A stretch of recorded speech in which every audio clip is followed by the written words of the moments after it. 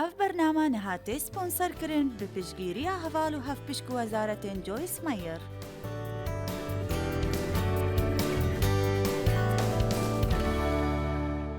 بێدەنگی نەهەڵ بژاردنەکە درستە، بەلکی تو هەست بدەست لێبەردان بکەی، بەڵێ ئەم ناهێلین ئەڤڕووکا دێبێژینەتە پێدویە تو هشیار بی. تو دێڕابیش بلی دەست جێ بەردەی. چی ناجەهێژ دەست دەی. پێدویە تەهاش خوا هەبی هشیار بی و بەرەڤژیانەکە نوێ بچی و بژی وەکی خودێ بوو تە حەز کری. ئەم دێ ئاغڤین سەر چ چێت بیت ji کولەکێ بوو قەسرەکێ. یوسف جەحێلەک هیوا هەبوو. ئەز هیوی و دوعات کەم کو تە هیوا و ئارمانجێک هەبی جیانە تەدا. نەبوونە هیچ ئارمانجێک یان هیوا جیانە تەدا تشتێکی بێتامە جیانە خوادا بژی. چ جار دەست ji هیوا خۆ بەرنەدا. نەگرنە تو چەندی دان عەمر بی. چ جار دەست هیوا خوا بەرنەدا. تو نەگەلەکی مەزنی، نەگەلەک جەحێلی. داژ هیوا خۆ دەست دەی. خۆ تە چەند هیوایە شکەستی هەبیت، ئەم ئارستکەرین، ئەم دروستکەرین، ئارمانج ئارستکەرین. پێدویە ئەم سەحکەینە پاشە ڕۆژ بۆ تشتێکی. و پێدویە مە تشتێک هەبیت دا ئەم سەرکارکەین ببە کەسێکی هیوادار و کەسێکی خودان هیوا تشتێکی گرنگە. دەمێ یوسف جەحێل هیوایەک هەبوو خۆژە بجیکاتیە خۆ کەسێکی خودان هیوا بوو. بێتەجروبە بوو، کەسێکێ نەگەهێشتی بوو. پێدوی گەلک تشتا فێر ببە. بەلێ، هیوایەک هەبوو کە خودێ دابووی. خۆت ڕۆڵێ سەرۆکایەتیت دیت. هەردەم هەست پێت کرد کو بابوو برایەوی هەردەم پاشت ئێخست و بەلێ ئەو چوو گوتەوان کو نەتشتێکی باش بوو دابکات. هەندێک تشت هەنە پێدویە تو دەستجی بەردەی بوو پاشە ڕوژاتە. هەمی تشت بدە دەستێ خودێ و ئەو دێ بووتە چێکە تو دێدیف چی. باشە. برایەوی گەلک حەسیدی لێت کرد و حەجی نەتکرد. ئەوان بڕیاردان داژوی خەلاص ببن. سەحکەینە ئافراندن بەشی 37 ئایەتە 18. دەمێ دیتن ji دیر نزیک دبیت پلانەکەیدان بکوژن. گوتنە ئێک و دوو ئەم دێوی کوژین. ئەڤە خودانێ خەونە نزیک دبیت. توتزانی هەندێک جارە تایبەتی دەمێت توتگەل مرۆڤێت نەباش کو نەڤێن چ تشت بکەن ژیانە دواندا عیجز بن هەگەت تە هیوایەک هەبوو. ئامین؟ وەرن نوکە داوی بکوژین و بەهاوی نەبیرێ. ئیبلیس هەردەم کار دکات کو کولەکێ بوومە بکێلیت. ومە پاڵ دەد ناودا هەتا کولەکە خەمگینی بیت. بێماڵی ئێش و نەخۆشیێن. بێماڵی فەقیری. هەردەم حەست کات دادگەلوی بین لەسەر ئەو جهێ کو خودێش مەدوێت لێبین. وەرن نوکە داوی بکوژین و بەهاوی نەبیرێ و پاش دێچین درەوکەین بێژینە بابێمە. باشە ویت بینین کولێدا بەلێ نوکەدا سەحکەینە ئافراندن دەستپێکە 41 ئایەتە 38.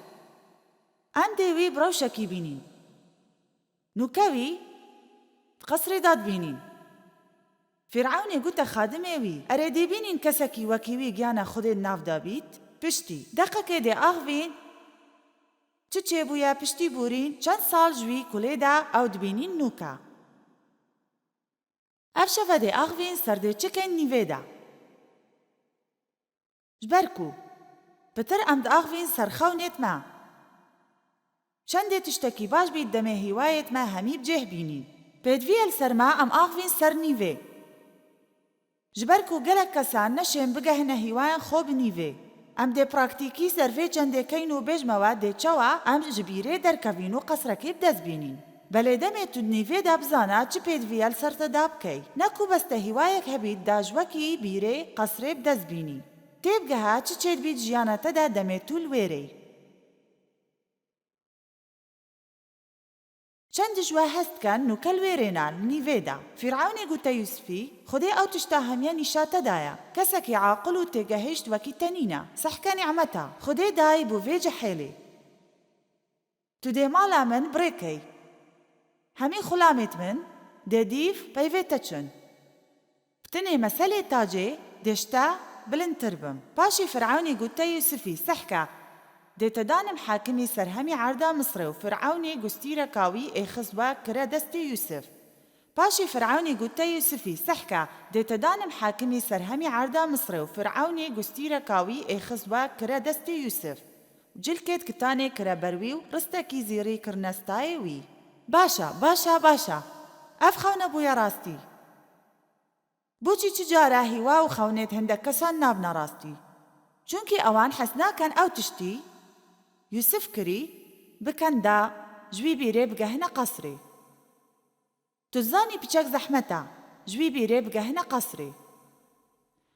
تزانی پیچک زحمتا دمی پیدویل سرته هیویال تشتکی بی و گلک وقت بوره تو وی تشتی گلک زحمتی بی و بدستی نهینید. دی گلک واسی جیانا تا بترج روژا کی تهزر و افتشتا دی هر بردوان بید همی جارا و هر دم بلی او کاز نوین بیدنگ بنو او نوین استسلام بکن. او کسین که نوید استسلام کن بیجمه هوا و سوز بدم. او کسید نوین بیدنگ بنو تسلیم کن دیگه هنه حتا دو ماهی که خطی. تو دیگه هی حتا دو ماهی که ابلیس بیرکی بومد کلید.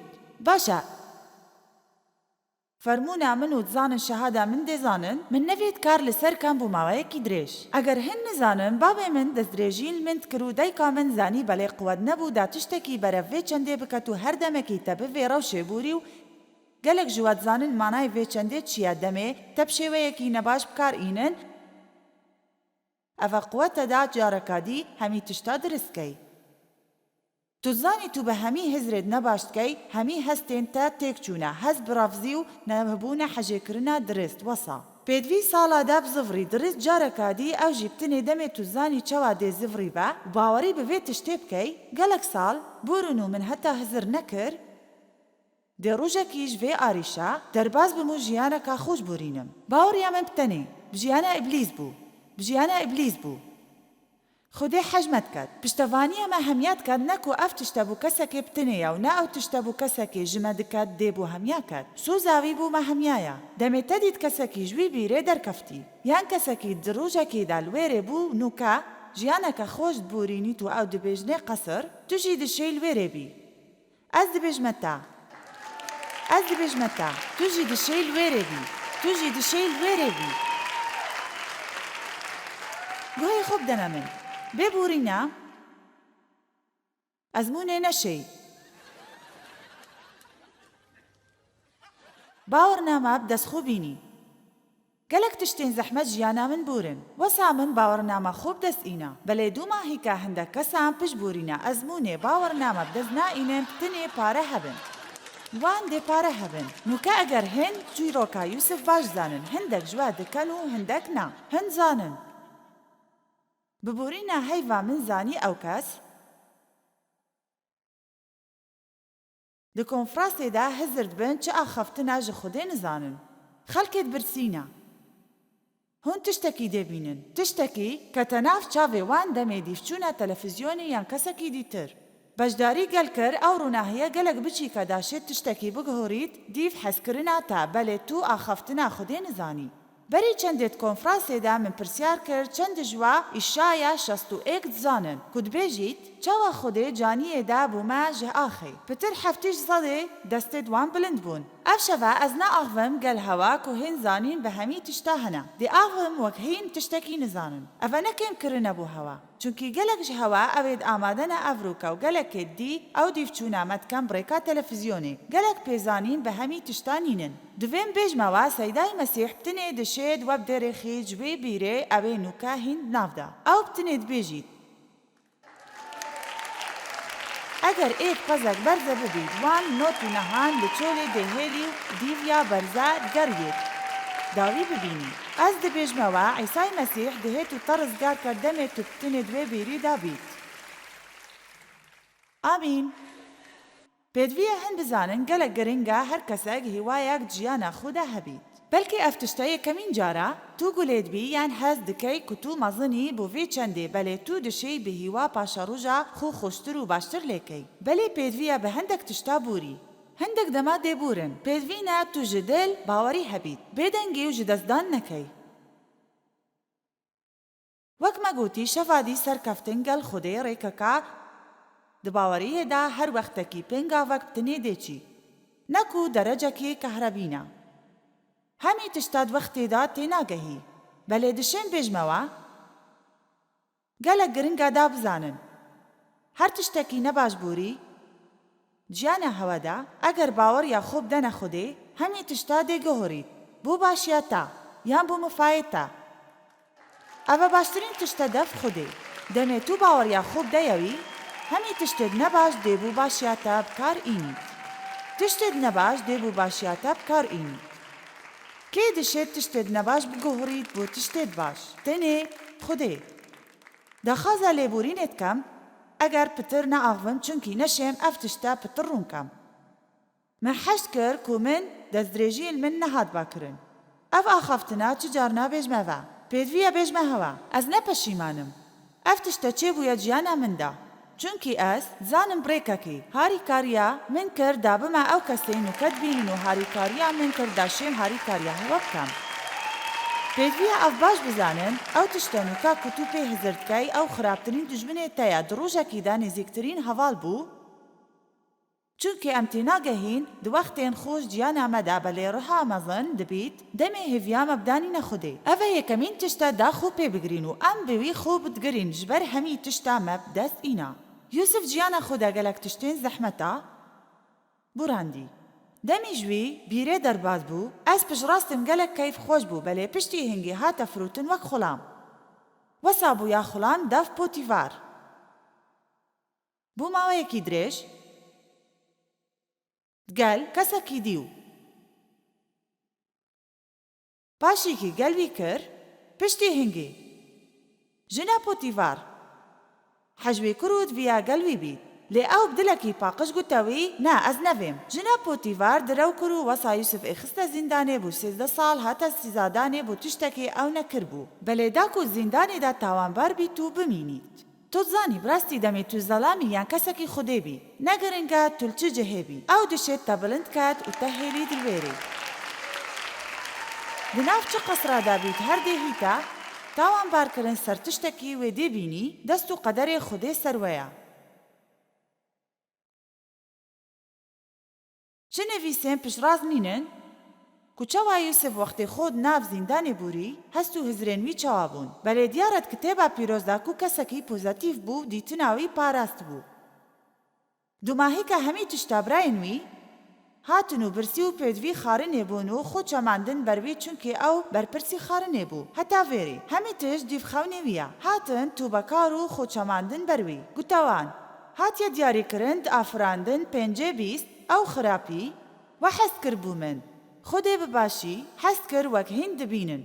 خودێ ئەف تشتە بباشی بدوماهێک ئینا داببمە بڤی جهێ. دا هاریکارە گەلک کەسان بکەم و vێ وەختی و vێ ڕۆژێ. هەند زانن ئەز نزانم ئەگەر ئەف تشتە هەمی بسەرێ من نەبووری. ئایا دشێم ئەڤرول vێری ڕاوستم ئەز نەپشت ڕاستم. ئەف تشتە هاریکاریە من کرد دابمە ئەف کەسێ ئەڤروکە هەند بینن. بەلێ خودێ تشتێت خراپ ناکات. دەمی تو باوەڕیە خوب دەیەوی. نوکە هەر جێهەک بی گیانە خودە. ئەگەر تو گەلک دشێ و هەستکەی کوڕی ڤینکێن تا دەرکەون و تو هەست دکەی کە تو نەشەی خوراگری ئەڤروکە نەڕینە لوێرێ و بێژە بەز من دوێ جوی ئاریشێ vەبم. ئەز نەهاتیمە vێرێ داگۆهێ خۆ بدەمە تا تو بێژیە من دوێ جوێ ئاریشی ڕزگار بم و گەرنژینێ لەسەر سەر و چاوێن من بن. ئەس پێدوی بسێ پێنگاوێن سەیرم داک و ڕزگار بم ژوێ ئاریشێ لە 24 کاتژمێران.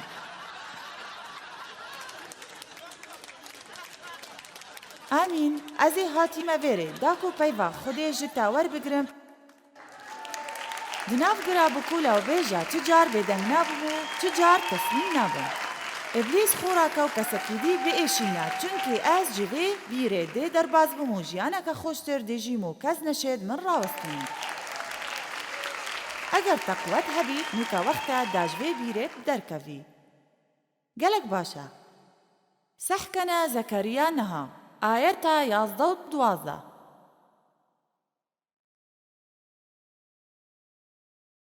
جبەر پەیمانە من ئەوی بخینە مەغدورە مۆر کری ئەو ماڵباتێن ji بیرێ بێ ئاv بدەرێخە و وان دەرباز بکە. سوپاسیە خودێت کەین بخینە کوڕێوی ئەم دەرباز بووین.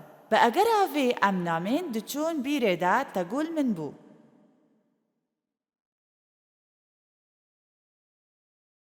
نامینن دچ بیری داو از حش حش حش حش حش آیتا 12 مالبات دی زفرنەوە جهێ پاراستی ئەوێت ڕەجائێ هەین. ئەڤروکە دەبێژمەوە دێخۆشیە دەمەوە دوو جارە هەندی ئاریشاوە هەی. نوکە چت بێژیت؟ ئەگەر گرتیە هێوی بووی هزرا خۆ بکەن من جارێکی جەربان. ئەس چوومە سەر ستەیجا زیندانەکە و ناوەکەی سەروێرێ بوو هێوی. من گوت ئەگەر تو گرتیە هێوی بووی بپەیڤەکادی تو نەشێ ژە هێوی دیربی. تو چ جار هێوی تەسلیم ناکەی؟ تو دێ گرێدای بێ بە هێوی. ئەو کەسێ هێوی نەڕاوەستینیت دێگۆهڕینێک ژیانەوی چێبیت و نەممکینە کەسێک شێتەوی. هەندێکش هەوە هاتنە وێرێ خەمگین بەلێب دێبدلێکی خوش دەرکەبن. هەندێکا تووڕە ناو دێبدل خوشی دەرکەون. دێ فێر بن چەوا باوەڕی بخۆ هەبن و باوەڕیک و نەبتنێ ئەو تشتێ ژە هەوە بەرزەبوون دێ زڤڕینیت بەلێ دوو جارە وەکی وان بدەتەوە. ئەوە دەبێژمێ دێبدەستێتە هێ دوو جارە ئەوی تەبەرزەکری.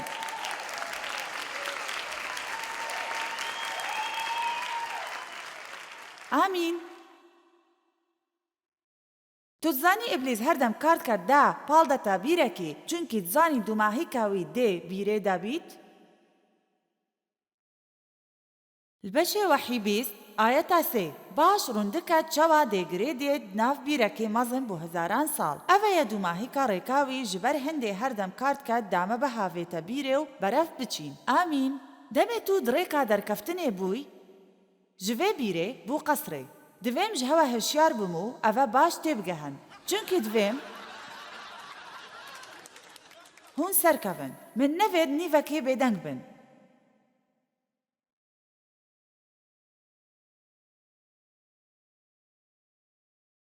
وەک هەندێک دەست پێکان بەرەف سەرکەفتنەکێ دچن هەتا گەهنە عاردەکێ جارەکادی زڤڕنە دەست پێکێ و ئیستیسلامێتکان پاش هەنگی دەست پێکەن جارەکادی.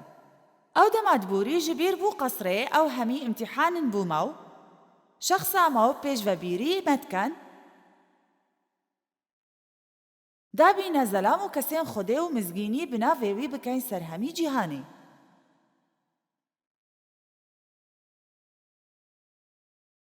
دزانن لە ساڵە 1976 دەمێ خودێ دەستکرا ژیانا من پەیڤێت وی وەرگرتن من دەست پێکرد مزگینی بکتێبا پیرۆز هەمێ جیهانیدا ڕاستی بێژمەوە بە تەمامەتی تشتێکی نەممکن بوو. چڕێک نەبوو. هەکا نەخودێ بوو. چ جار ئەف تشتە نەچێ ببوو. من هەزر کرد ئەو وەک هەمی کەس دکان دەمێ گوهێ خۆ بدەنە خودێ ڕۆژا پاشتر ئەزرا بووم گەلڤێ نەعمەتێ مەزن و من وزارەتێک هەبوو. باشە هەند زانن ناوەسا چێبوو گەلێک ساڵێت بێدەنگی سەر من بورن. ئەستنێ بووم گەل خودێ و هیوایە و من هەمی وەختە ئیبلیس گوتە من تو دینی و فیرسەندێ من گەلێک کێمن من کتێبا پیرۆز لە ماڵ فرێ کرد بوو 5 ساڵ و 2 ساڵێ دیل دێرێ وێرە بووم.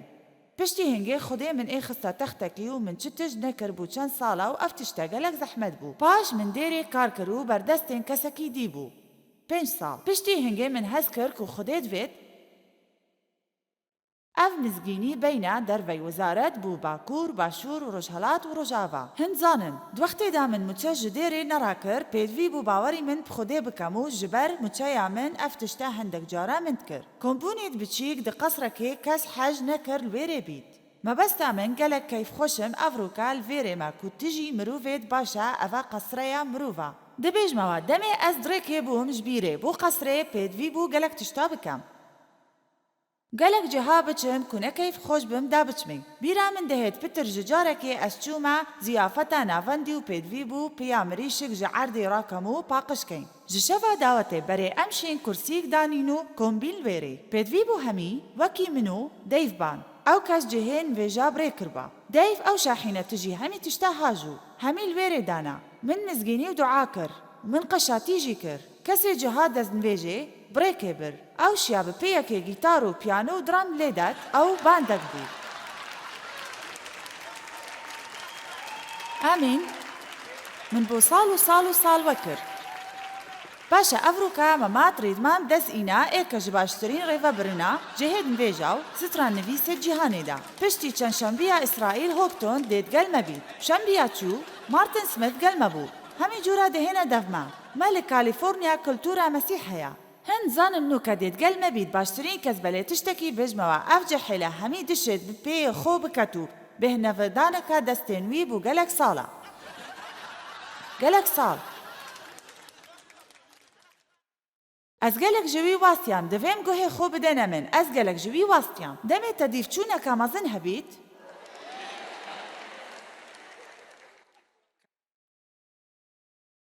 تو نەسەحکەیە تشتێت بچیک بەلکێ توژی دیفچوونەکە مەزن هەبیت بوو ژیانە تا بەلکێ دەینێ ژێ خلاص بی یان شیکەی یان بینی زاروکێن تا مەزن دەبن یان ماڵاتە پاقش بیت یان هەر تشتێک بیت باشە هەمە چەوا بیت ئەڤە نەگازی کرێنەیە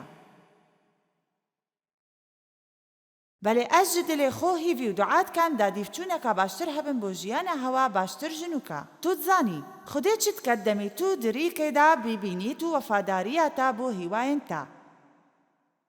Dê qoneqê gelek biçîk di rêkê detefte, ew jî cira rûskê gelek biçîk dihêvîne. Ev e têrê ye bû me. Da bi xwe ve bigirîn û bawerî bi nemimkînê bikeyn û bawerî ku peyvêt Xwedê rastin û rast e ku jiyana me dêt çêbin.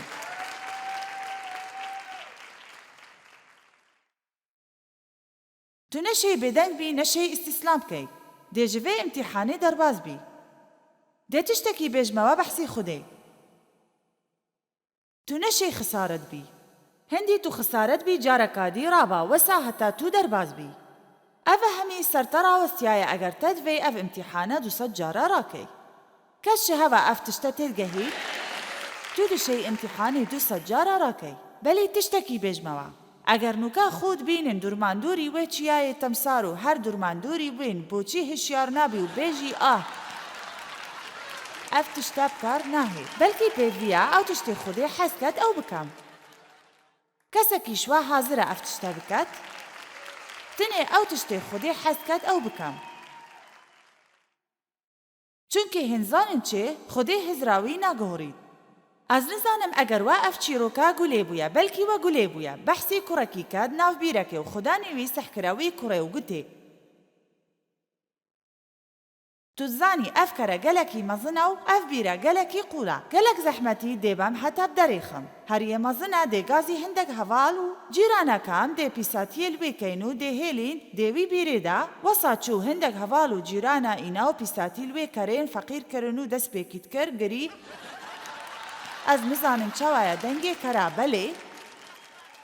Tu zanî dengê wî gelek xirab û bilind e. Hema dengê wî nexweş e. Piştî piçek pîsatiyê ê xiste ser wî gelek bêdeng bû û xudanê wî hêzir kir ku bir. Ewan nezanî û tê negehiştin çi cê bûye. Her carekî pîsatî ser wî berdat kefte piştê wî.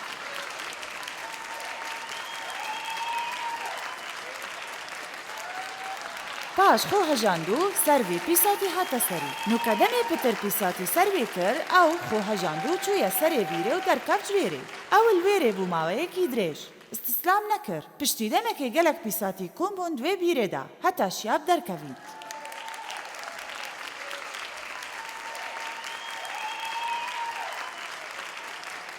Ez nizanim nûka hin çi dikem vê pîsatî nav bîrê. Belê min biryar da dê ji wî bîrê derkevim û berev qesrê baştir biçim. Hêvî darim tu jî we bikey. Dilovanî bû Xwedê. Ev bername nihatê sponsorkirin bi piştgiriya heval û hevpişk wezaretên Joyce Meyer.